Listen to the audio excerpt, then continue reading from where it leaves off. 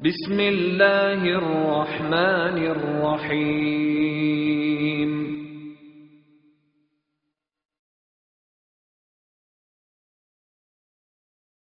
مركز العلوم والحكم للدعوة والإرشاد.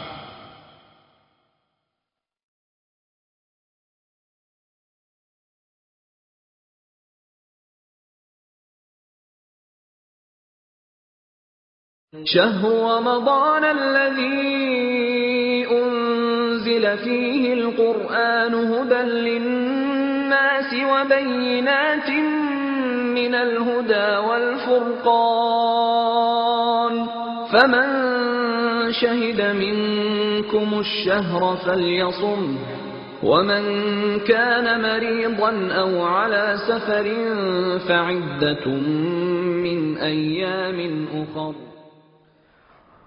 والحمد لله رب العالمين والعاقبة للمتقين ولا عدوان إلا على الظالمين والصلاة والسلام على أشرف الأنبياء والمرسلين نبينا محمد وعلى آله وصحبه أجمعين. أما بعد فقال الله تبارك وتعالى وَلَقَدْ آتَيْنَا لُقْمَانَ الْحِكْمَةَ أَنِ اشْكُرْ لِي وَمَنْ يَشْكُرْ فَإِنَّمَا يَشْكُرُ لِنَفْسِهِ وَمَنْ كَفَرَ فَإِنَّ اللَّهَ غَنِيٌّ حَمِيدٌ. وَإِذْ قَالَ لُقْمَانُ لِابْنِهِ وَهُوَ يَعِظُهُ يَا بُنَيَّ لَا تُشْرِكْ بِاللَّهِ إِنَّ الشِّرْكَ لَظُلْمٌ عَظِيمٌ. إلى قوله تبارك وتعالى وَاقْصِدْ فِي مَشْيِكَ وَاغْضُضْ مِنْ صَوْتِكَ إِنَّ أَنْكَرَ الْأَصْوَاتِ لَصَوْتُ الْحَمِيرِ. صدق اللہ العظیم. عزیز دوستو اور محترم ماؤں اور بہنوں،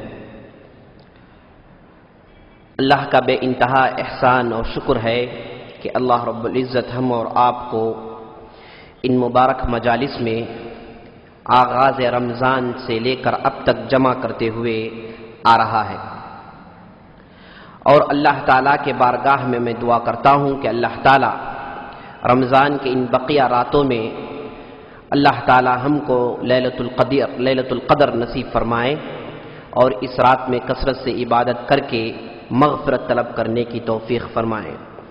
اور میں اللہ رب العزت کے بارگاہ میں دعا کرتا ہوں کہ اللہ تعالیٰ جیسے ہم اور آپ کو اس مبارک مجلس میں جمع کیا ہے، ہم تمام کو جنات الفردوس میں جمع کریں. آمین یا رب العالمین. رمضان کے ان راتوں میں ہمارا شیڈیول یہ تھا کہ ہم شروع کے 10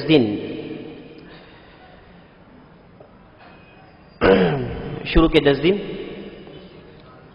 جی ہاں ہڈن سٹوریز آف دا قرآن کے غیر معروف قصے، اس پر گفتگو کیے، اور اس کے بعد گزشتہ کے 10 دن ہم محدثین کی زندگیاں سنتے ہوئے چلے آ رہے ہیں. ہم نے ائمہ اربعہ اور اس کے بعد کتب ستہ کے مؤلفین کی زندگیاں آپ کے سامنے مختصر طور پر پیش کیا. اب بقیہ راتوں میں انشاءاللہ ہم تزکیۃ النفس کے عنوان میں گفتگو کریں گے. تزکیۃ النفس یہ ایسا عنوان ہے جس میں ایسے موضوعات پر، ایسے ٹاپکس میں گفتگو کی جاتی ہے جس کا تعلق آدمی کے اخلاق سے، آدمی کے نفس سے، جیسے تقوی، اللہ کا ڈر، خشیت خدا اور لوگوں سے معاملات، لوگوں سے اچھے اخلاق، یہ تمام باتیں آتی ہیں. تو انشاءاللہ روزانہ ہم ایک موضوع پر گفتگو کریں گے اور کوشش کریں گے کہ اکثر و بیشتر باتیں آپ کے سامنے آ جائیں. بہرصورت آج ہم انشاءاللہ ایسے نصیحتیں سنیں گے جس کا تعلق تزکیۃ النفس سے ہے. اللہ تعالیٰ قرآن کے اندر ایک سورت نازل کیا ہے جس کا نام ہے سورت لقمان. اس کے اندر اللہ تعالیٰ تقریباً 7-8 آیتوں میں لقمان علیہ السلام کے نصیحتوں کو ان کے بہترین باتوں کو ہم کو کہہ سناتا ہے، ہم کو کہہ سناتا ہے۔ لقمان علیہ السلام یہ بہت بڑے حکیم تھے جن کو اللہ تعالیٰ نے حکمت دی تھی۔ اب سوال یہ پیدا ہوتا ہے حکمت کیا چیز ہے؟ حکمت وہ تمام کاموں میں ہوتی ہے جس کا کرنے والا ان کاموں کو جیسے کرنا ہے ویسے کرتا ہے۔ حکیم اس آدمی کو کہتے ہیں جو علم بھی رکھتا ہو اور اس کے ساتھ ساتھ اپنے باتوں میں، اپنے کاموں میں ایسے باتیں، ایسے کام کرتا ہے جو وقت کے مناسبت رکھتا ہو۔ جیسے ضرورت پڑے، جیسے چیز کی ضرورت ہے ویسے اس چیز کو پیش کیا جائے، ویسے وہ کام کیا جائے۔ اس آدمی کو کہتے ہیں حکیم۔ اسی لیے پرانے دور میں ڈاکٹروں کو کیا کہا جاتا تھا؟ حکیم۔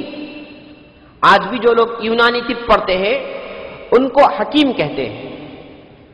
ڈاکٹر ہونے سے پہلے اس کے لیے ضرورت ہے کہ وہ حکیم رہے، حکمت والا رہے۔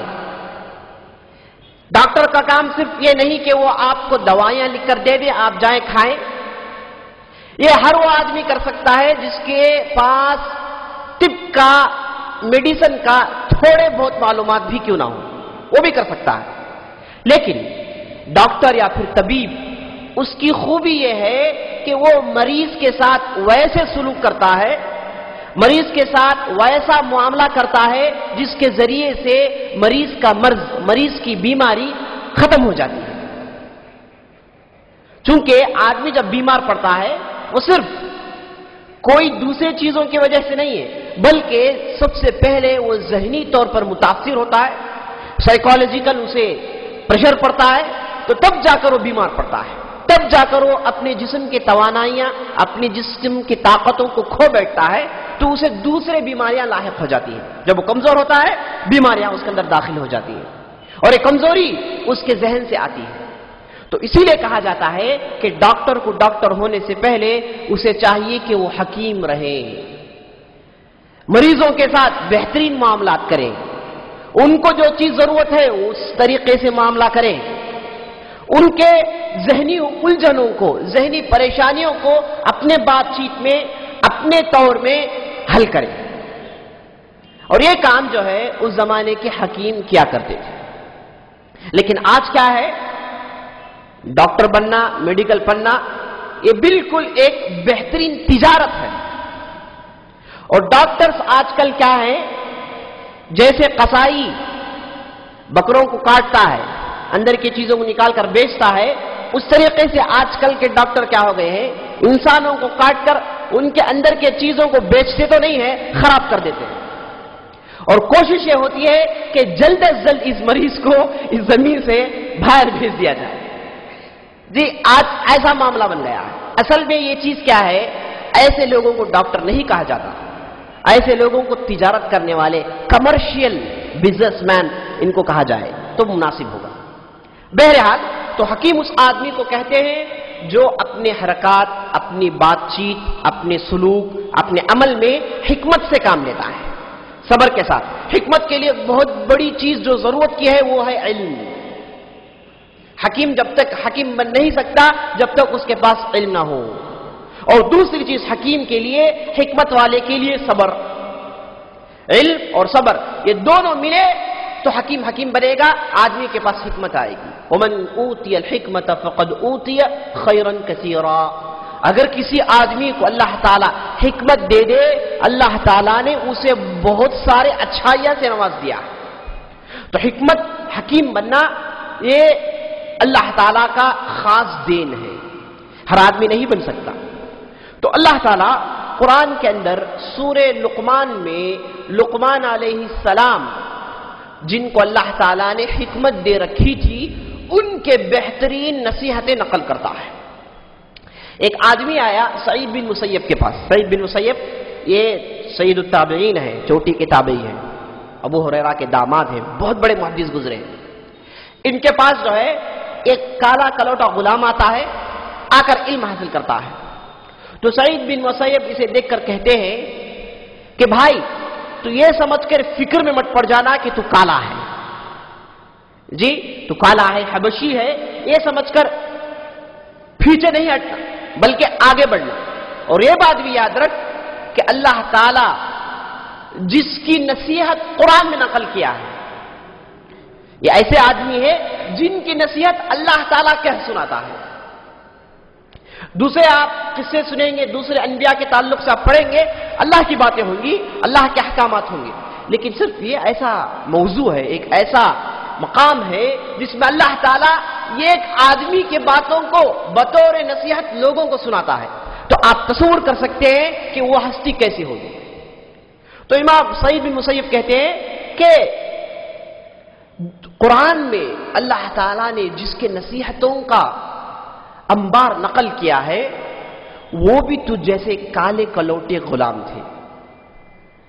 کہا جاتا ہے کہ لقمان حکیم یہ داؤد علیہ السلام کے زمانے میں تھے اور سوڈان کے رہنے والے تھے، اور اس زمانے میں سوڈان اور مصر مل کر تھا اور یہ پورے زمین کو حبشہ کہا جاتا تھا. تو یہ سوڈان کے رہنے والے تھے، یہ کالے کلوٹے تھے اور قد میں بھی سب سے چھوٹے تھے. لوگ ان کو دیکھ کر فوراً جو ہے ان کی خوبصورتی سے متاثر ہونا یا پھر ان کی باتوں کو یا پھر ان کو دیکھ کر کچھ اور سمجھنا، ایسا کوئی معاملہ نہیں تھا، بلکہ ان کو دیکھتے ہی لوگ پیچھے ہٹتے تھے، سمجھتے تھے کہ یہ آدمی کیا ہے. لیکن اتنے بڑے آدمی ہیں، اتنی بڑی ہستی ہے کہ اللہ تعالیٰ ان کی باتوں کو قرآن میں نقل کر رہا ہے.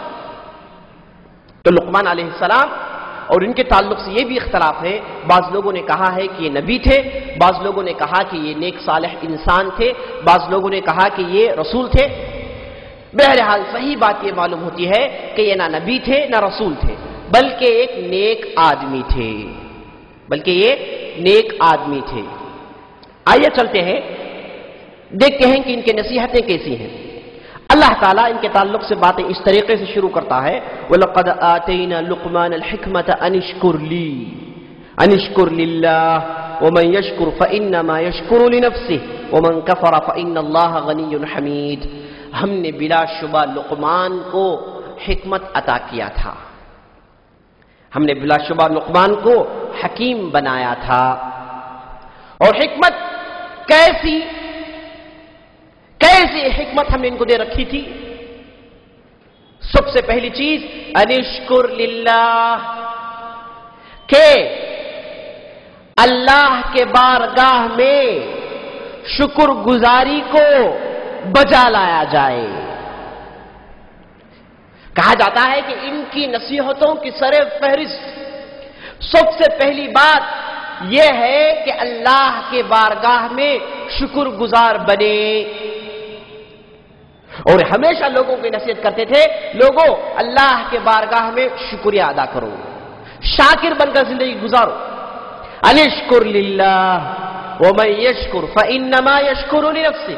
اگر کوئی آدمی اللہ کے بارگاہ میں شکریہ بجا لائے، یہ اصل میں اپنے فائدے میں ہے، یہ اللہ تعالیٰ کو کوئی فائدہ نہیں پہنچاتا ہے. اللہ تعالیٰ تو بے نیاز ہے، اسے کسی بندے کی تعریف، کسی بندے کی ستائش، کسی بندے کی بڑائی بیان کرنا اللہ تعالیٰ کو اس کے مقام سے بڑا نہیں کرتا. یہ بندے کی پوری خیریت کی بات ہے، پوری کی پوری بھلے کی بات ہے کہ وہ اللہ کے بارگاہ میں شکریہ ادا کرے. جو بھی اللہ تعالیٰ نے نعمتیں دے رکھی ہیں اس پر وہ شکر گزار کرے بنے. کیا کیا نعمتیں ہیں میرے دوستوں؟ وَإِن تُعِدُّوا نِعْمَةَ اللَّهِ لَا تُحْصُوهَا. اگر تم لوگ اللہ تعالیٰ کی نعمتوں کو گنتے بیٹھ جاؤ تو تم لوگ کبھی بھی اللہ کی نعمتوں کو گن نہیں سکتے. ایک دوسرے آیت میں اللہ تعالیٰ کہتا ہے اگر تم لوگ زمین میں جتنے بھی جھاڑے ہیں اسے آپ قلم بنا لے، اور زمین میں جتنی بھی سمندریں ہیں اسے آپ انک بنا لے، اور اللہ تعالیٰ کی کلمات کو لکھنا شروع کرے، اللہ تعالیٰ کی تعریفات کو لکھنا شروع کرے، اللہ تعالیٰ کی تعریفات اور اس کا نعمتیں ختم نہیں ہوں گی. تو جب بندہ اللہ تعالیٰ کے بارگاہ میں شکریہ بجا لاتا ہے، یہ پورے کا پورا اس کے خاص فائدے کے لیے. وَمَنْ كَفَرَ فَإِنَّ اللَّهَ غَنِيٌّ حَمِيدٌ. اگر کوئی آدمی کفران نعمت کرے، اگر کوئی آدمی نعمتیں ہونے کے باوجود اللہ کے یہاں ناشکری کرے، نمک حرامی کرے، ایسے آدمی کا یہ کام کرنا اللہ کو کوئی نقصان پہنچانے والا نہیں ہے۔ فَإِنَّ اللَّهَ غَنِيٌّ حَمِيدٌ، بلا شبہ اللہ تعالیٰ بے نیاز، اور وہ کوئی تعریف کرے یا نہ کرے، کوئی اس کی ستائش بیان کرے یا نہ کرے، کوئی اس کی عظمت، اس کی بڑائی بیان کرے یا نہ کرے، وہ اپنے طور پر محمود ہے، وہ اپنے طور پر ہم کیا ہوا ہے۔ یہی مطلب ہے حمید کا۔ فَإِنَّ اللَّهَ غَنِيٌّ حَمِيدٌ، بلا شبہ اللہ تعالیٰ بے نیاز، وہ اپنے آپ پر تعریف کیا ہوا ہے۔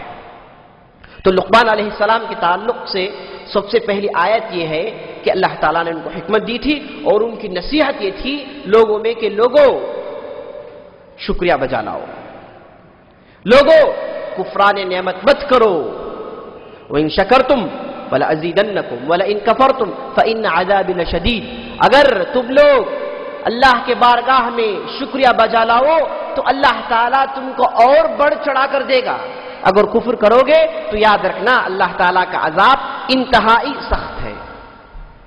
اس کے بعد دوسری نصیحت، وَإِذْ قَالَ لُقْمَانُ لِابْنِهِ وَهُوَ يَعِظُهُ يَا بُنَيَّ لَا تُشْرِكْ بِاللَّهِ إِنَّ الشِّرْكَ لَظُلْمٌ عَظِيمٌ۔ دوسری نصیحت لقمان علیہ السلام اپنے بچے کو کرتے ہیں۔ دیکھیے اللہ تعالیٰ لقمان علیہ السلام اگرچہ کہ حکیم تھے، لوگوں کو بڑی حکمت کی باتیں سناتے تھے اور لوگوں میں مشہور تھے، کہا جاتا ہے کہ یہ اپنی حکمت سے بچنے کے لیے، مطلب اپنی شہرت سے بچنے کے لیے جو ان کی حکمت کی وجہ سے ہو گئی تھی، لوگوں سے بچتے پھرتے تھے، اپنے آپ کو چھپاتے تھے۔ یہ نہیں دکاندار کا لوگوں کو بتایا کہ بھائی میں حکمت کی باتیں سناتا ہوں آپ مجھ سے لے لو، نہیں، اپنے حکمت کو، اپنی اہم باتوں کو، اپنی شہرت کو بچاتے ہوئے پھرتے تھے۔ کہا جاتا ہے کہ کبھی کبھار جاتے کسی کی غلامی کو اختیار کر لیتے، اس کے غلام بن کر رہتے، اس کے پاس جو بھی کمائی ہوتی اسے وہ پیٹ پالتے تھے، چھپتے ہوئے پھرتے تھے۔ تو کہا جاتا ہے کہ ایک مرتبہ گئے، ایک آقا کے پاس گئے اور اس کے غلام ہو گئے، اس کے پاس کام کرنے لگے۔ تو وہ آقا جو ہے بڑا مالدار آدمی تھا، اس کے یہاں جو ہے ہمیشہ مہمان آیا کرتے تھے۔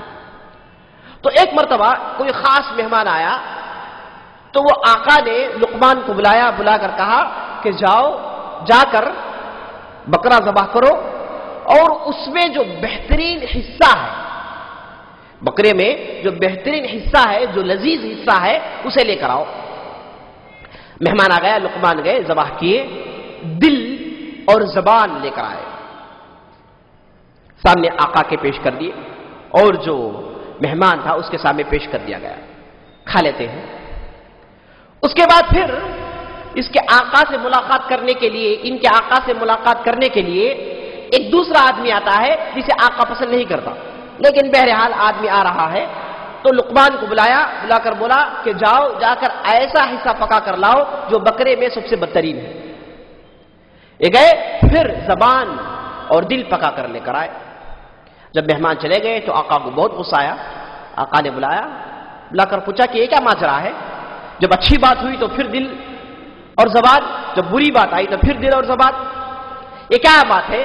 تو لقمان علیہ السلام نے کہا کہ اصل بات یہ ہے کہ اگر دل اور زبان درست ہو جائے، دل اور زبان درست ہو جائے، یہ اچھے ہو جائے تو پورے کے پورے مسائل اچھے ہو گئے، انسان کی پوری زندگی اچھی ہو گئی۔ اگر یہ دو خراب ہو گئے تو یاد رکھ لیجئے کہ اس کی پوری زندگی تباہ و برباد ہو جاتی ہے، وہ فلاح کی کوئی کام نہیں کرتا۔ اور زبان سے زیادہ دل کی اہمیت ہے، کیونکہ زبان کا انٹرنس، زبان میں جو باتیں جاتی ہیں، دل میں جو باتیں جاتی ہیں، اس کا انٹرنس زبان ہے۔ دل اصل چیز ہے اور دوسری اصل چیز زبان ہے، لیکن لقمان نے دونوں چیزیں پیش کر دی، تو اس سے ان کی حکمت ظاہر ہوتی ہے۔ اور نبی صلی اللہ علیہ وسلم نے ایک حدیث میں ہم کو بتا دیا، الا ان فی الجسد مضغہ اذا صلحت صلح الجسد كله اذا فسدت فسد الجسد كله الا وهي القلب۔ اے لوگوں یاد رکھنا، دل میں ایک ایسا لوتھڑا ہے، ایک ایسا گوشت کا ٹکڑا ہے، اگر یہ اچھا ہو جائے تو آدمی کے پورے مسائل اچھے ہو جاتے ہیں، اگر یہ خراب ہو جائے آدمی کے پورے مسائل تباہ و برباد ہو جاتے ہیں، اور وہ چیز ہے دل، اور وہ ٹکڑا ہے دل۔ یہ نبی صلی اللہ علیہ وسلم کی نصیحت ہے۔ تو لقمان علیہ السلام کو اللہ تعالیٰ نے اس طریقے سے حکمت دی تھی، آقا کو بہت پسند آیا، تو آقا نے لقمان کو اپنے پاس خاص لوگوں میں سے کر لیا۔ کہا جاتا ہے کہ ایک مرتبہ یہی آقا ایک سمندر کے ایک دریا کے کنارے، ندی کے کنارے بیٹھ کر اپنے دوستوں کے ساتھ گپے اڑا رہا تھا۔ اتفاق سے بات جو ہے جوئے کی چھڑ گئی، تو یہ اور اس کا دوست بیٹھ کر جوا کھیلنے لگے۔ اب اس کا دوست جو ہے اس کے آقا کو اتنا ورغل آیا، بولا کہ اگر تو جوئے میں ہار جائے، اور تو ضرور ہارے گا، اگر تو ہار جائے تو کیا کرے گا؟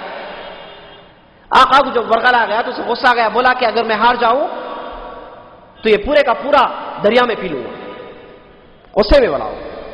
وہ آدمی جو ہے جو جوا کھیل رہا تھا اس نے کہا اچھا اگر تو نہ پیے تو؟ آقا بولا کہ میں پوری جائیداد تجھے دے دوں گا، میرے پاس جتنا بھی مال ہے سب کچھ میں تجھے دے دوں گا۔ جوا شروع ہوتا ہے، آقا ایک نہیں دو نہیں تین مرتبہ ہار جاتا ہے۔ اب آدمی اٹھ کر بولنے لگا کہ چلو میرے سامنے پوری ندی پی کر دکھاؤ۔ اب چونکہ یہ نشے میں تھا تو بڑبڑانے لگا، تو وہ آدمی بول دیا کہ میں کل یا پھر 3 دن بعد آؤں گا، آ کر میرے سامنے اگر تو یہ دریا پی کر نہیں دکھائے تو میں تیرا پورے کا پورا مال لے کر چلے جاؤں گا۔ آدمی چلے جاتا ہے، لقمان علیہ السلام آتے ہیں، دوسرے دن دیکھتے ہیں کہ آقا کا چہرہ بالکل آسودہ ہے، غم میں ہے، پوچھتے ہیں کہ ماجرا کیا ہے آقا؟ تو آدمی کہتا ہے کہ دیکھو اصل مسئلہ یہ ہے کہ میں جوئے میں اپنی پوری جائیداد ہار گیا ہوں اور تجھے بھی میں ہار گیا ہوں۔ تو لقمان پوچھے کہ کیا مسئلہ ہے؟ تو آقا نے بتایا کہ نہیں مجھے اس پورا سمندر پینا ہے، اگر نہیں پیوں تو پورا جائیداد ختم ہو گیا۔ تو لقمان علیہ السلام کہتے ہیں ایسی بات ہے تو ٹھیک ہے تھوڑا سوچنے دو مجھے۔ چند لمحے سوچتے ہیں، اس کے بعد آ کر کہتے ہیں کوئی مسئلہ نہیں، 3 دن کے بعد جب وہ آئے گا یہ کہہ دینا کہ پورے کا پورا سمندر یہ کوزے میں ڈال کر دے دو، میں پی لیتا ہوں اور اس کے بعد انشاءاللہ دیکھیں گے۔ تو 3 دن کے بعد وہ آدمی نکل کر آتا ہے تو آقا سے کہتا ہے کہ ٹھیک ہے میں پینے کے لیے تیار ہوں، لیکن یہ پورے کے پورے سمندر کو، پورے دریا کو تم جو ہے کوزے میں ڈال کر دے دو تو میں پی لیتا ہوں۔ کوئی برتن نہ ہونا تب تب پئیں گے، ایسے ہی سمندر تھوڑی پی سکتے، ایسے دریا تھوڑی پی سکتے، کوئی برتن میں ڈال کر لاؤ، انشاءاللہ جب میں پیوں گا تو جب جو ہے بات ہوگی۔ تو آدمی جو ہے خاموشی سے چلا گیا اور آقا لقمان سے بہت خوش ہو گیا۔ اس کے بعد پکڑ کر پوچھنے لگا کہ تو معاملے آدمی نہیں ہے، تیری باتیں خطرناک ہیں، تو کون ہے بتا؟ تو اس کے بعد وہ بتاتے ہیں کہ میں لقمان ہوں۔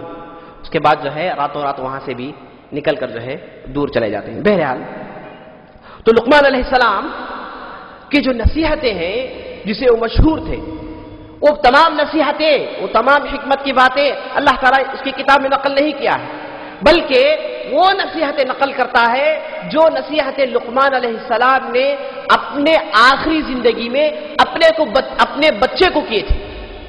کیونکہ آدمی سب سے بہترین باتیں، سب سے حکمت کی باتیں، سب سے اہم باتیں اپنے بچے کو کہتا ہے، دوسروں کو کہتا ہے صحیح ہے، لیکن مسئلہ جب اپنے بچے کا آ جائے تو اسے بالکل ملخص اور اہم بات پیش کرتا ہے۔ تو اللہ تعالیٰ وہ باتیں نقل کرتا ہے تو کہتا ہے وَإِذْ قَالَ لُقْمَانُ لِابْنِهِ وَهُوَ يَعِظُهُ، جب لقمان اپنے بچے کو نصیحت کرتے ہوئے، اللہ تعالیٰ سے ڈراتے ہوئے جو نصیحت کرتے ہیں، وہ سب سے پہلے نصیحت یہ ہے کہ یا بنی لا تشرک باللہ، اے میرے بچے، اے میرے لال، یا بنی، اے میرے لال، لا تشرک باللہ، اللہ تعالیٰ کے ساتھ کبھی بھی شریک مت ٹھہرا، کبھی بھی شرک مت کر۔ سب سے پہلی نصیحت کبھی بھی شرک مت کر۔ فَإِنَّ الشِّرْكَ لَظُلْمٌ عَظِيمٌ، بلا شبہ شرک جو ہے یہ انتہائی بہت بڑا ظلم ہے جو اللہ کے ساتھ کیا جاتا ہے۔ ظلم کیا ہے؟ یہ حکمت کی ضد ہے۔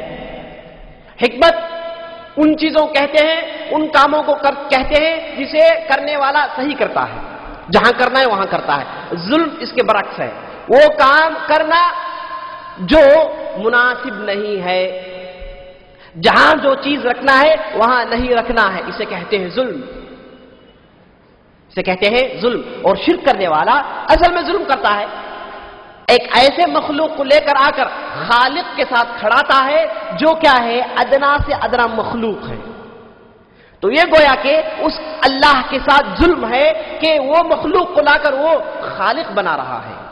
تو ان شرک لظلم عظیم، بلا شبہ شرک جو ہے یہ انتہائی بڑا ظلم ہے۔ سورہ انعام کی ایک آیت ہے جس میں اللہ تعالیٰ کہتا ہے الذین آمنوا وَلَمْ يَلْبَسُوا إِيمَانَهُمْ بِظُلْمٍ أُولَئِكَ لَهُمُ الْأَمْنُ وَهُمْ مُهْتَدُونَ۔ مومنین وہ ہیں جو لوگ اپنے نفس پر ظلم نہیں کرتے، ایسے لوگوں کے لیے امن ہے اور ایسے لوگوں کے لیے ہدایت کا راستہ ہے۔ تو اکثر و بیشتر صحابہ پریشان ہو گئے، بولنے لگے کہ ہم میں سے کون ایسا آدمی ہے جو نفس پر ظلم نہیں کرتا؟ ہم میں سے ہر آدمی گناہ کرتا ہے، نفس پر ظلم کرنا مطلب گناہ کرنا۔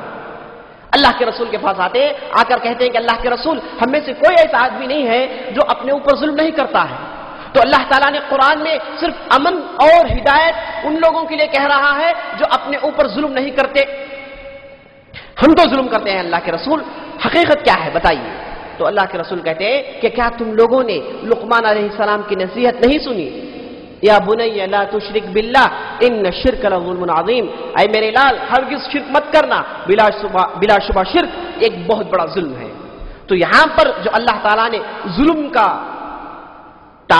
کی تعبیر کی ہے تو اسے مراد شرک ہے، یعنی جو لوگ شرک نہیں کیے ان لوگوں کے لیے امن ہے اور وہ لوگ ہدایت کے راستے میں ہیں۔ تو سب سے پہلے نصیحت میرے دوستوں شرک سے بچنا، اور اس میں بہت تفصیل ہے، میں زیادہ جانا نہیں چاہتا، اس کے بعد بات آگے بڑھائیں گے۔ اس کے بعد وَوَصَّيْنَا الْإِنسَانَ بِوَالِدَيْهِ حَمَلَتْهُ أُمُّهُ وَهْنًا عَلَى وَهْنٍ وَفِصَالُهُ فِي عَامَيْنِ أَنِ اشْكُرْ لِي وَلِوَالِدَيْكَ إِلَيَّ الْمَصِيرُ۔ سب سے پہلی نصیحت لقمان علیہ السلام کی، شرک سے بچو، شرک مت کرو۔ اب اس کے بعد اللہ تعالیٰ، یہ لقمان علیہ السلام کی نصیحت نہیں ہے، اس کے بعد اللہ تعالیٰ ایک دوسری بات کو اس کے ساتھ جوڑ رہا ہے جو لقمان نے نہیں کیا۔ دیکھیں اللہ تعالیٰ کس طریقے سے بات نقل کر رہا ہے، وہ بات نقل کر دیا جس کی ضرورت ہے، اس کے بعد وہ بات لقمان نے چھوڑ دی ہے جس کی بھی ضرورت ہے، اور وہ کیا ہے؟ والدین کے ساتھ اچھا سلوک۔ اور اللہ تعالیٰ کا اصول قرآن میں یہ ہے کہ جہاں کہیں بھی شرک کی بات آ جائے تو دوسرا بڑا گناہ کو ساتھ ذکر کر دیتا ہے، وہ کیا ہے؟ والدین کے ساتھ بدسلوکی، عقوق الوالدین۔ وَقَضَىٰ رَبُّكَ أَلَّا تَعْبُدُوا إِلَّا إِيَّاهُ وَبِالْوَالِدَيْنِ إِحْسَانًا۔ اللہ تعالیٰ نے یہ بات لکھ دی ہے کہ اللہ تعالیٰ کے علاوہ کوئی معبود برحق نہیں ہے اور والدین کے ساتھ اچھا سلوک کرے۔ تو اللہ تعالیٰ لقمان علیہ السلام کی پہلی نصیحت کے بعد ایک دوسری نصیحت اپنے طور سے ادھر لا کر ملا رہا ہے جسے لقمان علیہ السلام نے چھوڑ دیا ہے۔ اب سوال یہ پیدا ہوتا ہے کہ لقمان علیہ السلام کیوں نصیحت چھوڑ دی جبکہ یہ اتنی اہمیت والی ہے؟ کیوں اپنے بچے کو یہ نصیحت نہیں کیے؟ حقوق الوالدین کی طرف اس کی توجہ کیوں نہیں بڑھائے؟ مفسرین کہتے ہیں کہ اگر لقمان والدین کی تعلق سے بات کرے اپنے بچے کے پاس تو بات میں وزن نہیں ہے، کیونکہ بچے کے پاس والدین کے ساتھ اچھا سلوک کرو مطلب وہ بھی تو اس میں داخل ہے نا۔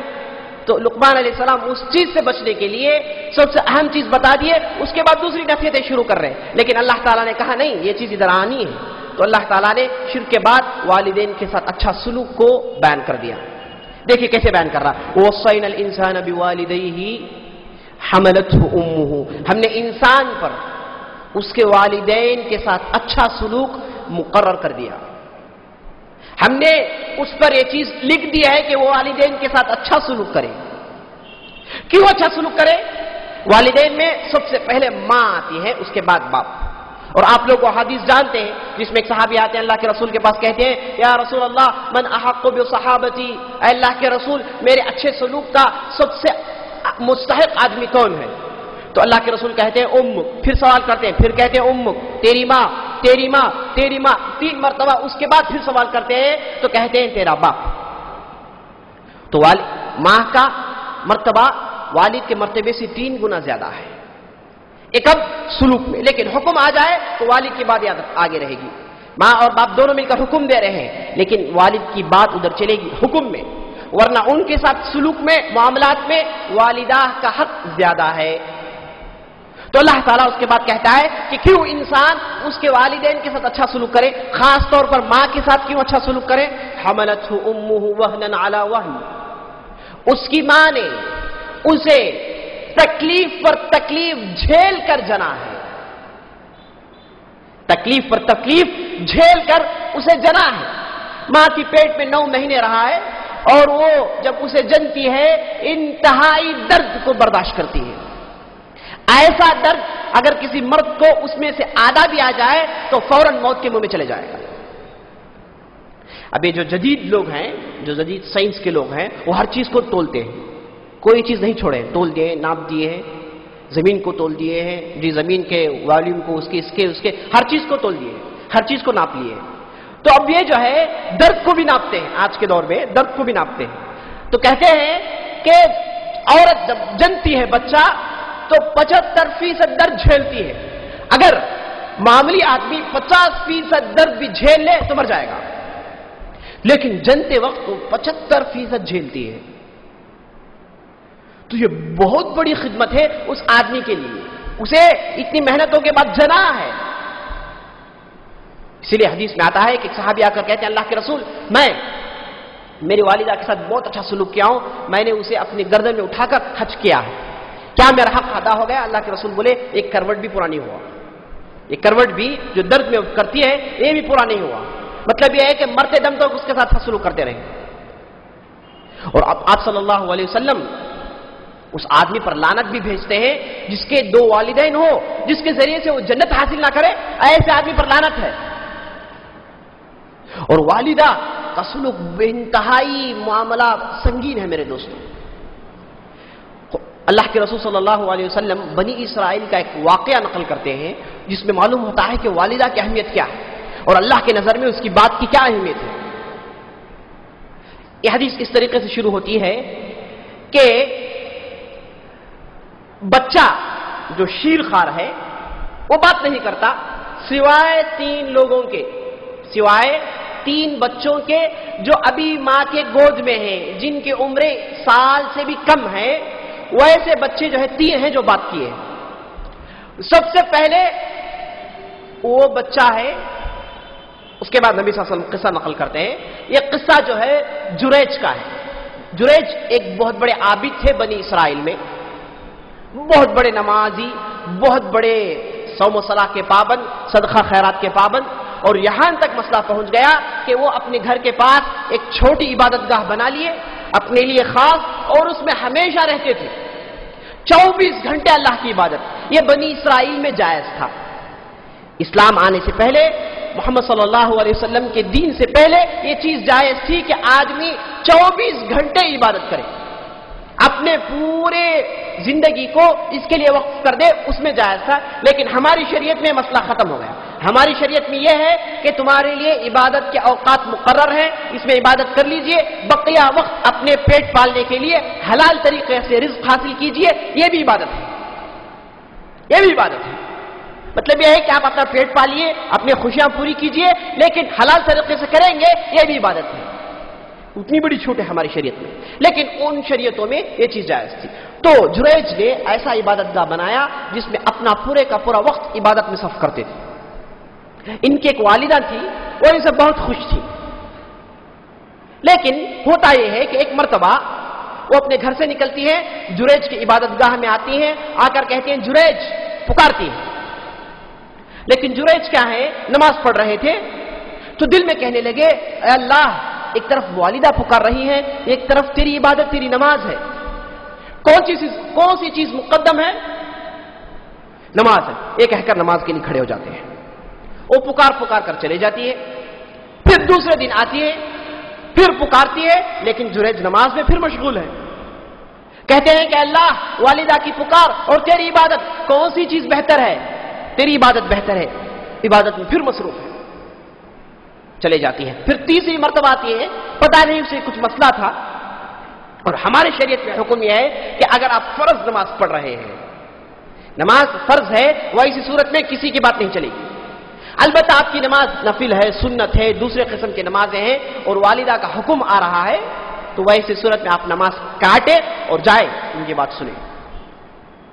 اور نبی صلی اللہ علیہ وسلم کے لیے یہ حکم بھی تھا کہ وہ جب بھی بلائے لوگ جائیں، چاہے کسی بھی قسم کا نماز ہو. اگر نبی صلی اللہ علیہ وسلم کی ندا آ گئی، آدمی نماز کاٹے، پوچھیں گے اللہ کے رسول کیا مسئلہ ہے.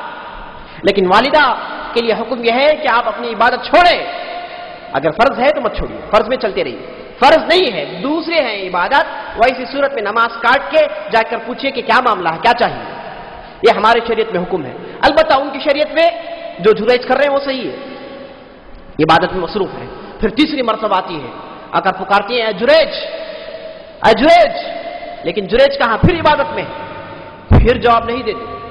تو انتہائی غصہ آ جاتا ہے. والدہ کو کہتی ہیں کہ تو جب تک نہیں مرے گا جب تک کسی بدکار عورت کا چہرہ نہ دیکھے. مرنے سے پہلے تیری دیدار ایک بدکار عورت کے سامنے ہونے والی ہے. بدوا دے دیتی ہے. اب ماں کی بدوا ایسی ہے کہ فوراً لگ گئی.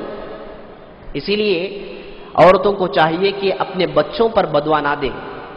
آج ہمارے معاشرے میں عام ہے، غارت ہو جا، برباد ہو جا، جی تو میری بات سنا رہی، جی مٹی پلید ہو جا، جی مٹی پڑنا دے پر، جی ماں اپنے بچے کے لیے کہہ رہی ہے، جی باپ اپنے بیٹے کے لیے کہتا ہے. دیکھیے میرے دوستو، ہماری شریعت میں بدوا دینا یہ اچھی چیز نہیں ہے.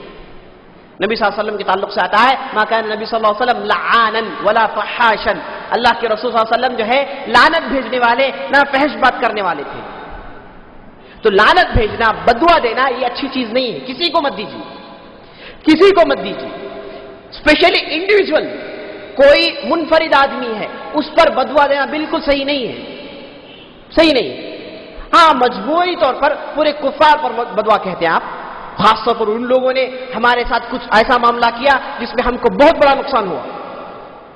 جیسے اللہ کے رسول کے زمانے میں 70 حفاظ کو قتل کر دیے تو اللہ کے رسول 1 مہینہ فجر کی نماز میں ان لوگوں پر بدوا بھیجتے رہے. ایسا کوئی معاملہ ہے تو ویسی صورت میں مجموعی طور پر آپ بدوا بھیج سکتے ہیں. لیکن کسی انڈیویجول کے لیے بدوا کرنا، غارت ہو جا، دھوکہ دے جا، برباد ہو کے جا، دیکھتا ہوں کیسے آگے بڑھے گا، ایسے باتیں کہنا اچھا نہیں. آدمی کے لیے کوشش کریں کہ وہ زبان میں لگام رکھے، کسی کو بدوا نہ دے. اگر انتہائی مسئلہ ہو گیا ہے ویسی صورت بدوا دے گا، اگر دے گا تو ضرور لگے گا. جی تو صحیح نہیں ہے کہ آدمی بدوا دے. لیکن جریج کی والدہ کی زبان سے بدوا نکل گئی، وہ بدوا دے دیتی ہے. کہتی ہے کہ کوئی بدکار کی صورت دیکھے بغیر تجھے موت نہ آئے. بالکل ویسے ہی ہوا. دیکھیے والدہ کی بات کیسے جو ہے لگ رہی ہے، بالکل ویسے ہی ہوتا ہے. ہوتا یہ ہے کہ جب لوگ دیکھیں کہ جریج کی عبادت کی چرچا عام ہو گئی ہے، لوگ یہ کہنے لگے کہ جریج واہ کتنا بڑا عابد ہے، بہت بڑا عابد ہے. تو بعض لوگ جو حاسدین کی جو ہمیشہ ایک گروہ ہوتی ہے، وہ گروہ والے سوچے کہ اب جریج کا نام خراب کرنا ہے. تو کسی بدکار عورت کے پاس جاتے ہیں جو بہت خوبصورت ہوتی ہے، کہتے ہیں کہ اگر تو اسے پھسلا لے، اگر تو اسے جو ہے بدکار بنا دے تو ہم تجھے اتنا پیسہ دیتے ہیں. عورت کہتی ہے کہ میرے لیے مسئلہ آسان ہے. وہ جاتی ہے جریج کے پاس، بہکانے کی کوشش کرتی ہے، لیکن اللہ تعالیٰ جریج کو محفوظ رکھتا ہے. وہ کہتے ہیں کہ مجھے ایسی باتوں میں کوئی دلچسپی نہیں. عورت کو دکھار کر نکال دیتے ہیں اپنی عبادت گاہ سے. اب وہ عورت کو بہت غصہ آیا، وہ نکل کر جو ہے کسی چرواہے کے پاس جاتی ہے، کوئی جو ہے معاملی آدمی کے پاس جاتی ہے، جا کر بدکاری کرتی ہے تو اس کے پیٹ پہ حمل ٹھہر جاتا ہے. جب 1 سال گزر جاتا ہے تو جب بچہ پیدا ہوتا ہے تو بچہ لے کر لوگوں کے درمیان آتی ہے، آ کر کہتی ہے لوگوں دیکھو یہ جریج کا بچہ ہے، بدکاری کرنے کی وجہ سے پیدا ہوا، زنا کرنے کی وجہ سے بچہ پیدا ہوا. تو لوگوں کو بہت غصہ آیا، بولے کہ سامنے جو ہے مولانا پیچھے سے ظالم، بولے کہ مار کر پھوڑو اس کی عبادت گاہ. پوری عبادت گاہ ڈھا دیتے ہیں اور جریج کو خوب مارتے ہیں. لیکن جریج جو ہے لوگوں کہتے رہے کہ لوگوں صبر کرو، میں دیکھتا ہوں کہ معاملہ کیا ہے. تو بعد میں بعض لوگ آئے، بولے کہ چھوڑو آخر کیا کہنا چاہتا ہے دیکھیں. تو جریج اٹھ کر جاتے ہیں، جا کر اس بچے کو دیکھتے ہیں. دیکھنے کے بعد کہتے ہیں کہ مجھے تھوڑی مہلت دو، میں نماز پڑھ لیتا ہوں. وہ جاتے ہیں، پھر نماز پڑھتے ہیں، نماز پڑھ کر پھر آتے ہیں، آ کر اس بچے سے کہتے ہیں اے بچہ بتا دے کہ تیرا باپ کون ہے. دیکھیے جریج کا معجزہ ہے، جریج کی کرامت ہے. کہتے ہیں کہ بچے بتا دے تیرا باپ کون ہے. تو بچہ چیخ کر کہتا ہے کہ میرا باپ فلان چرواہا ہے. ابھی شیرخوار بچہ ہے لیکن زبان کھل کر کہتا ہے کہ فلان چرواہا وہی میرا باپ ہے. وہ کہہ کر خاموش ہو جاتا ہے. اس کے بعد لوگ آ کر جو ہے منت سماجت کرتے ہیں، کہتے ہیں کہ اب ہم تیرے لیے عبادت گاہ سونے کی بنائیں گے، اب تو جو ہے ہمارے درمیان بہت بڑا آدمی ہے. جریج یہ نہیں کہیں گے اچھا موقع ہے بندو. جریج بولے نہیں جیسے پھیلا تھا ویسا بنا دیجیے، یہی میرے لیے کافی ہے. تو یہ ایسا بچہ ہے جو ماں کی گود میں بولتا ہے. تو اس واقعے سے نصیحت یہ ہے کہ دیکھیے ماں کی بدعا کیسے لگی. بہت ایک بڑے نیک آدمی ہے, کوئی ایسی غلطی نہیں ہے, بہت نیک آدمی ہے, لیکن جب ماں کے منہ سے بدعا نکال دیے تو ماں کا مرتبہ ایسا ہے کہ اللہ تعالیٰ اس کی چیخ کو, اس کی پکار کو فوراً سنتا ہے, اور فوراً جریج جیسے عابد کو سزا دی گئی. اس کے بعد دوسرا وہ بچہ ہے, اسی حدیث میں آتا ہے, جو ماں کی گود میں بولا ہے. ایک عورت تھی جو اپنے پاس جو ہے بنی اسرائیل میں بچے کو رکھ کر دودھ پلا رہی تھی. تو اچانک ایک آدمی بہت بڑے گھوڑے میں بڑے جو ہے روب و داب سے گزر رہا تھا. ماں دیکھ کر بولی, اے اللہ میرے بچے کو اس طریقے سے بنا دے. تو بچہ جو دودھ پی رہا تھا دودھ چھوڑ کر کہا, اے اللہ مجھے ایسا مت بنانا. پھر دودھ پینے لگا. اور بولے کیا مسئلہ ہے؟ تھوڑی دیر کے بعد جو ہے لوگ ایک لونڈی عورت کو مار کر بھگا رہے ہیں. وہ عورت بھاگ رہی ہے, چیخ رہی ہے. تو یہ عورت بولی, اے اللہ ہرگز میرے بچے کو ایسا مت بنانا. بچہ پھر دودھ چھوڑا, بولا اے اللہ ایسا ہی بنا مجھے. پھر دودھ پینے لگا. سمجھ میں نہیں آیا عورت کو کیا ہو گیا معاملہ. وہ بولی, بچے سے پوچھی کہ تو یہ کیوں کہہ رہا ہے؟ تو بچہ کہتا ہے کہ وہ جو پہلا آدمی جو گزر رہا تھا وہ ظالم بادشاہ تھا, وہ ظالم آدمی تھا, اور تو یہ دعا کر رہی تھی کہ مجھے ایسا بنا دے. تو میں بولا کہ نہیں چاہیے اسے. اب دوسری جو عورت تھی یہ نیک عورت ہے, لوگوں نے اس پر تہمت لگایا ہے, اس پر ظلم کیا ہے, اس وجہ سے اسے مار رہے ہیں, اور تو چاہتی ہے کہ ویسا میں ایسا نہ بنوں. نہیں میں ایسا بننا چاہتا ہوں. تو دوسرا بچہ ہے جو ماں کی گود میں بولا. تیسرا وہ بچہ ہے جو اصحاب اخدود کا قصہ ہے. اصحاب اخدود کا ایک بہت بڑا قصہ ہے قرآن کے اندر, جو یمن میں پیش آیا. جب لوگ مسلمان ہو گئے وہاں کے بادشاہ نے لوگوں کو آگ میں پھینک دیا تھا. جو بھی مسلمان ہوئے سب کو آگ میں پھینک دیا تھا. ایک لمبا واقعہ ہے. مختصر طور پر یہ ہے کہ جب لوگوں کو کھڑا کر بہت بڑی دہتی ہوئی آگ بنا دی گئی اور اس میں لوگوں کو چن چن کر پھینکا گیا, تو ایک عورت کا دورہ آیا, ایک عورت کی نوبت آئی جس کے پاس چھوٹا بچہ تھا. بادشاہ نے حکم دیا اس عورت کو پھینک دو. چھوٹا بچہ. عورت سوچنے لگی کہ اللہ کیسی آزمائش ہے, یہ بچے کو لے کر آگ میں کودوں, اگر بچہ نہ ہوتا میں کود دیتی. اب دوسری طرف سے مطالبہ یہ ہے ایمان چھوڑ دے, ایمان چھوڑ دے, تو بچ جائے گی, تیرا بچہ بھی بچ جائے گا. اب عورت کو سمجھ میں نہیں آیا کہ میں کیا کروں. اب بچہ بولا, ماں آپ ڈریے مت, مجھے لے کر کود جائیے, بس ایمان مت چھوڑیے, ایمان مت چھوڑیے. ماں لے کر جو ہے بچے کود گئی, اللہ کے پاس گئی, جنت پا گئی. یہ تیسرا بچہ تھا جو ماں کے گود میں ہوا. دیکھیے بچہ ہے, کیا نصیحت جی. ایسی نصیحت یہاں آج کے بڑے بڑے بوڑھے نہیں کرتے. بڑے بڑے بوڑھے کیا ہے کہ بھائی بزنس میں سود نہیں کرنا, بھائی وہ سب وہ زمانہ جی, سود لو سب بھی کرو بھائی, وہ سب وہ زمانہ بھائی جی. آج کے بڑوں جی, تعجب کی بات ہے کہ جن کی بڑے بڑے داڑیاں ہیں جی, معاشرے میں جن کی اہمیت ہے, کئی مساجد کے متولیہ ہیں, لیکن کیا ہے کہ بھائی بغیر سود کے تجارت نہیں کر سکتے بھائی. ضرور وہ سب وہ زمانہ بھائی کرو بھائی جی. ایسے بڑے لوگوں کی نصیحت ہے. لیکن بچہ ادھر دیکھیے جل کے مرنے کے لیے تیار ہے, لیکن ماں کو کہہ رہا ہے کہ ایمان مت چھوڑو, ایمان مت چھوڑو. تو یہ واقعے میں جو پہلا واقعہ ہے جو جریج کا ہے, جس کے اندر ہمارے لیے نصیحت اللہ تعالیٰ نے رکھی ہے کہ ماں کی بدعا کسی بھی حالت میں رکھتی ہے. تو اللہ تعالیٰ جو نصیحت سلیمان علیہ السلام کے نصیحت کے ساتھ ملایا ہے وہ والدین کے ساتھ اچھا سلوک. وَوَصَّيْنَا الْإِنسَانَ بِوَالِدَيْهِ حَمَلَتْهُ أُمُّهُ وَهْنًا عَلَى وَهْنٍ وَفِصَالُهُ فِي عَامَيْنِ.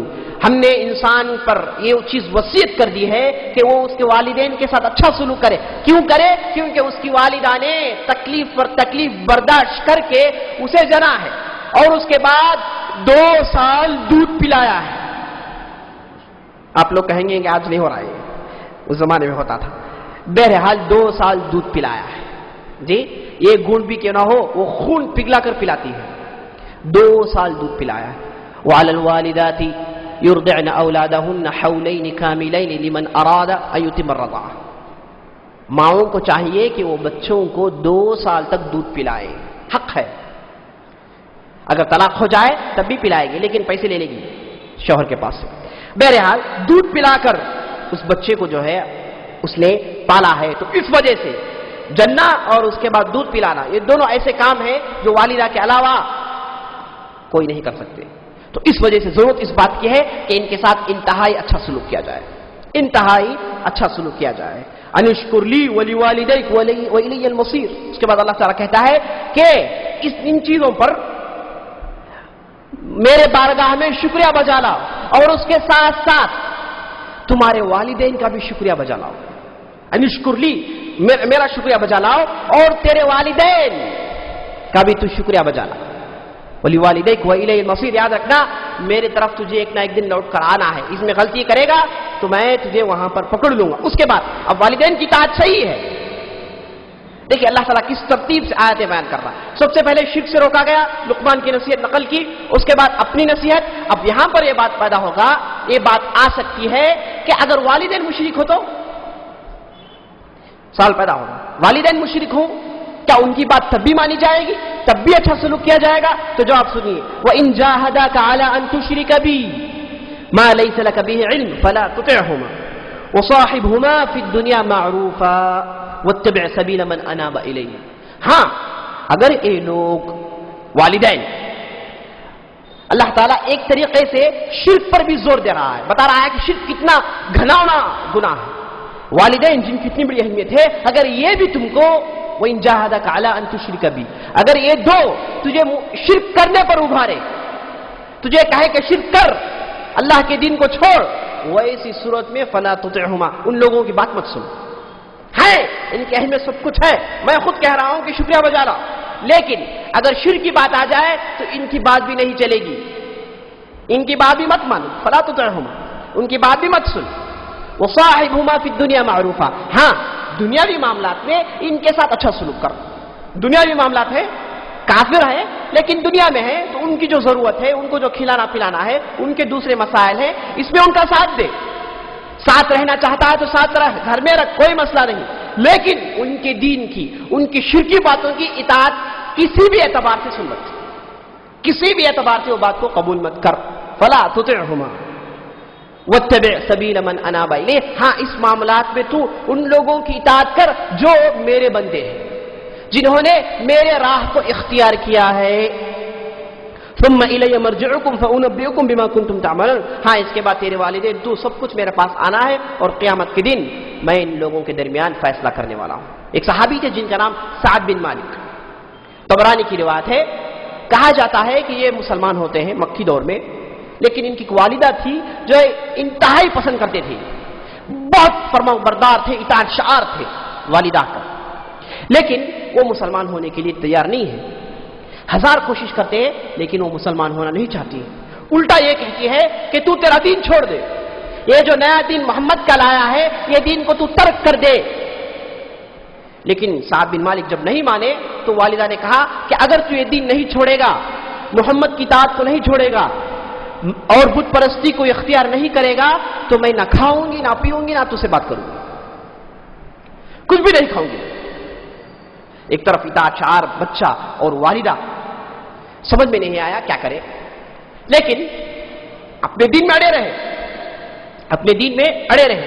ایک دن نہیں کھاتی نہیں پیتی، پھر آتے ہیں کہتے ہیں کہ والدہ کھا لو، میں دین چھوڑنے والا نہیں ہوں، لیکن وہ کہتی ہے کہ نہیں، ہرگز نہیں. پھر دوسرے دن کھاتی بھی نہیں پیتی بھی نہیں. تیسرا دن آیا، تیسرے دن بھی کھاتی بھی نہیں پیتی بھی نہیں، بالکل لاغیر ہو گئی، بہت جو ہے ناتوان ہو گئی، قریب ہے کہ مر جائے گی. ویسی حالت ہے. سعد بن مالک آتے ہیں، آ کر والدہ کے بازو بیٹھتے ہیں، کہتے ہیں کہ ماں یہ بات اچھی طریقے سے سن لینا کہ اگر تجھ جیسی 100 مائیں ہو، اگر تجھ جیسی 100 مائیں ہو، سب کی یہ حالت ہو، ایک ایک بول کے مرتی جا رہی ہیں، ویسی صورت میں بھی میں دین چھوڑنے والا نہیں ہوں، ویسی صورت میں بھی میں یہ دین چھوڑنے والا نہیں ہوں، میں اللہ کی توحید کو چھوڑنے والا نہیں ہوں، محمد کی اطاعت کو چھوڑنے والا نہیں ہوں، چاہے تجھ جیسے 100 مائیں قربان جائیں، لیکن میں جو ہے یہ دین کو چھوڑنے والا نہیں ہوں. یہ کہنا تھا. والدہ اٹھتی ہے، کھا لیتے ہیں، بولتی ہیں کہ جاؤ تم جو ہے تمہارے دین میں رہو، میں میرے دین میں رہوں. اور ابو ہریرہ رضی اللہ عنہ کے تعلق سے آتا ہے کہ یہ بھی بہت ہی اطاعت شعار بچے تھے ان کے والدہ کے، لیکن والدہ اسلام قبول نہیں کرتی. 1000 کوشش کیے، مدینہ لے کر آ گئے، 1000 کوشش کیے لیکن اسلام قبول نہیں کر رہی، اپنے گھر میں رکھے. ایک دن جب گھر میں تھے تو والدہ نبی صلی اللہ علیہ وسلم کو گالیاں دینا شروع کرتی ہیں، گالیاں بکتی ہیں، کہتی ہیں کہ تمہارا نبی ایسا ہے ویسا ہے. ابو ہریرہ کو سنا نہیں گیا رضی اللہ عنہم اجمعین، اپنے گھر سے نکل جاتے ہیں، سیدھا اللہ کے رسول صلی اللہ علیہ وسلم کے بارگاہ میں جاتے ہیں. جا کر کہتے ہیں کہ اللہ کے رسول ان کو دیکھ کر پوچھتے ہیں کہ ابو ہریرہ یہ کیا پریشانی ہے؟ تو کہتے ہیں اللہ کے رسول میری ایک والدہ ہے وہ مسلمان نہیں ہو رہی ہیں اللہ کے رسول. میں 1000 کوشش کیا ہوں لیکن مسلمان نہیں ہو رہی.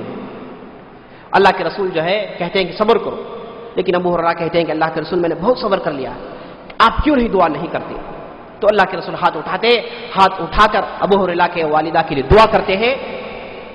اس کے بعد ابو ہریرہ اپنے گھر کی طرف جاتے ہیں، کھٹکھٹاتا ہے دروازہ. جب دروازہ کھولتے ہیں تو دیکھتے ہیں کہ والدہ اشہد ان لا الہ الا اللہ وان محمد رسول اللہ کے کلمہ کو ادا کر رہی ہے.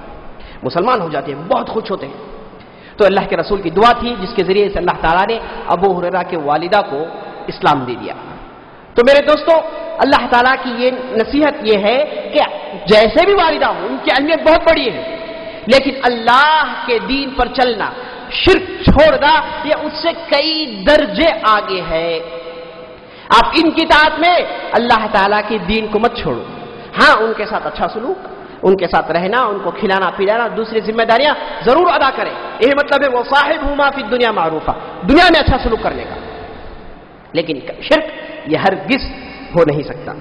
اس کے بعد دوسری نصیحت، یا بنی انہا ان تکن مثقال حبۃ من خردل فتکن فی الصخرۃ او فی السماوات او فی الارض یأتی بها اللہ ان اللہ لطیف خبیر.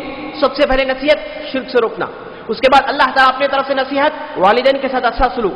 اب تیسری نصیحت لقمان علیہ السلام کی طرف سے وہ یہ ہے، لقمان علیہ السلام کہتے ہیں اے میرے لال، آخرت سے ڈرا رہے ہیں، بچوں کو آخرت سے ڈرا رہے ہیں. دیکھیں بہت اہم تربیت میں جو بات ہے وہ یہ ہے کہ بچپن سے بچے کے دل میں آخرت کا ڈر، اللہ کا ڈر ڈال کر تربیت کیا جائے. بچپن سے دل میں ڈال دے کہ ایک دن تجھے کھڑایا جائے گا، تو مر جائے گا، اللہ تعالیٰ اسے تجھے دوبارہ اٹھا کر کھڑا کرے گا، تجھ سے سوالات ہوں گے، تجھے پوچھا جائے گا، تیرے اعمال پورے پوچھے جائیں گے. اس جگہ جواب دینا ہے اور اس جگہ پاس ہونا، اس جگہ کامیاب ہونا دنیا کے پورے کامیابوں سے آگے ہے. دنیا کے جتنے بھی ایگزامز تو پاس کرتا ہے اس میں کئیوں درجے اہمیت اس ایگزام کی ہے جو اللہ تعالیٰ قیامت کے دن کرے گا. یہ باتیں کہہ کر بچپن سے بچے کے دل کو پالا جائے. یہی کہہ رہے ہیں لقمان، کہہ رہے ہیں کہ یا بنیا، اے میرے لال، اللہ تعالیٰ کی قدرت ایسی ہے، اللہ تعالیٰ کی طاقت ایسی ہے کہ اگر رائے کے دانے کے برابر بھی کوئی چیز ہے، رائے کے دانے کے برابر بھی کوئی نیکی ہے یا پھر کوئی بدی ہے، چاہے وہ جہاں کہیں بھی ہے، چاہے وہ کسی پتھر کے پیٹ میں ہے اور پتھر سے باہر نکلنے کا کوئی طریقہ نہیں ہے، چاہے وہ سمندروں کی گہرائی میں ہے، چاہے وہ آسمان کے تاریکیوں میں گم ہو گیا ہے یا پھر زمین کے کسی بھی حصے میں ہے، یأتی بہ اللہ، اللہ تعالیٰ اس چیز کو لا کر کھڑا کرے گا، اس نیکی کو، بدی کو تیرے سامنے لا کر کھڑا کرے گا قیامت کے دن. ان اللہ لطیف خبیر، بلا شبہ اللہ تعالیٰ بڑا ہی باریک بین ہے. یہ مت سمجھنا کہ اللہ تعالیٰ بہت بڑا عظمت والا ہے، چھوٹی چھوٹی چیزوں کو نہیں کیلکولیٹ کرتا، نہیں. حدیث میں آتا ہے کہ اللہ تعالیٰ اس چونٹی کو بھی دیکھتا ہے جو کالی رنگ کی ہے، کالے رات میں کالے چٹان پر چل رہی ہے، اس جیسی چونٹی کو بھی اللہ تعالیٰ دیکھتا ہے، اس کی دل کی باتوں کی بھی سنتا ہے. ایسا باریک بین ہے، لطیف اور خبیر، اور ہر چیز کا خبر رکھنے والا ہے. تو دوسری نصیحت لقمان کی طرف سے یہ ہے کہ اللہ سے ڈر جاؤ، اللہ تعالیٰ تم کو دوبارہ اٹھا کر کھڑا کرے گا. یہ مت سمجھنا کہ دنیا کی زندگی ایسی بس عیش و عیاشی کریں گے اور اس کے بعد ختم ہو گئی دنیا. جیسے بعض لوگ کہتے ہیں کہ بھائی نوجوان ہیں، جو بھی کرنا کر لو بھائی، انشاءاللہ بوڑھے ہو 40 سال کے ہو جائیں تو مسجد کے ہو جانا، 40 سال کے بعد داڑھی رکھ لینا. اب کیا داڑھی، اب کیا جی ٹخنے کے اوپر کپڑا اچھا نہیں ہے، چھوڑو سب جی، لوگ جب بوڑھے ہو جائیں گے تب دیکھ لیں گے. آج کے ان لوگوں کی نصیحت ہے، برباد ہونے والی نصیحت ہے. ایسے نصیحتوں پر عمل کریں گے تو پورا گھٹا ڈوب جائے گا جی. ایسے لوگوں اس کو جو ہے ان کے زبانیں بند رکھنی چاہیے. جیسے نبی صلی اللہ علیہ وسلم کہتے ہیں من کان یؤمن باللہ والیوم الآخر فلیقل خیرا او لیصمت، جو لوگ اللہ اور اللہ آخرت پر ایمان لاتے ہیں اچھا ہی بولے یا پھر خاموش رہ جائے. اچھا ہی بول نہیں سکتے تو خاموش رہ جائے. ایسی برائی کرنے کی کیا ضرورت، ایسے بربادیاں جو ہے عام کرنے کی کیا ضرورت جی. تو ایسے باتوں میں مت آئیے میرے دوستوں. اللہ تعالیٰ ہر چیز کو جانتا ہے، اللہ تعالیٰ ہر چیز کا خبر لینے والا ہے. قیامت کے دن اس منظر کو تصور کیجئے میرے دوستوں، آپ ہیں اور آپ کا رب ہے، بس آپ کے اعمال نامے ہیں، اور آپ کا اعمال نامہ اگر آپ کے دائیں ہاتھ میں الٹے ہاتھ میں دے دیا گیا تو سمجھیے کہ آپ برباد ہو گئے. اور یہ بھی یاد رکھ لیجئے بعض لوگوں کو اعمال نامہ پیٹ کے پیچھے سے دیا جائے گا، کیونکہ اعمال نامے میں ایسے کارنامے ہوں گے کہ وہ دیکھ بھی نہیں سکتا، اس لیے اسے پیچھے سے دیا جائے گا. یہ لوگ پیچھے سے لے لیں. اور وہ آدمی کے لیے فلاح، وہ آدمی کے لیے بہبودی ہے جس کے اعمال نامے سیدھے ہاتھ میں دیے گئے. تصور کیجیے آپ کھڑے ہیں، اعمال نامہ بٹ رہا ہے، اب آپ کا دور آنے والا ہے، نہیں معلوم کہ آپ کا اعمال نامہ سیدھے ہاتھ میں دیا جائے گا یا پھر آپ کو کہا جائے گا کہ ابو 10 مارو پیچھے سے اعمال نامہ، نہیں معلوم. جی تو یاد رکھیے ایک دن قیامت کے دن اللہ تعالیٰ آپ کو اٹھا کر کھڑا کرے گا. تو لقمان علیہ السلام کی دوسری نصیحت وہ ہے حشر پر، قیامت کے دن اٹھا کر کھڑا کیا جائے گا سب کو. بچے کو نصیحت کر رہے ہیں میرے دوست، جی یہ ذہن میں رکھیے. اس کے بعد تیسری نصیحت لقمان علیہ السلام کہہ رہے ہیں. میں سمجھتا ہوں کہ نصیحت کے لیے مناسب وقت انشاءاللہ کل ہے. انشاءاللہ ہم کل کی مجلس میں لقمان علیہ السلام کی بقیہ باتیں سنیں گے. بس اسی سے اپنی بات ختم کرتا ہوں. اللہ تعالیٰ سے دعا کرتا ہوں کہ اللہ تعالیٰ ہم اور آپ کو ان بہترین نصیحتوں پر عمل کرنے کی توفیق بخشے. ھذا وباللہ توفیق وصلی اللہ علی نبینا محمد وعلی آلہ وصحبہ اجمعین. كنتم خير أمة أخرجت للناس تأمرون